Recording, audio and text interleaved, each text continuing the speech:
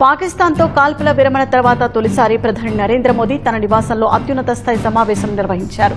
కేంద్ర మంత్రులు రాజ్నాథ్ సింగ్, జయశంకర్, త్రివిధ దళాధిపతులతో ప్రధాని మోదీ చర్చలు జరిపారు.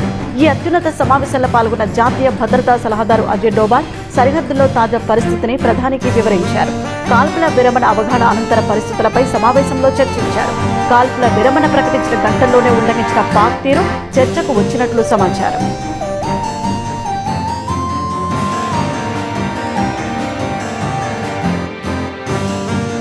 రేపు మధ్యాహ్నం భారత్, పాకిస్తాన్ మధ్య కీలక చర్చలు జరగనున్నాయి.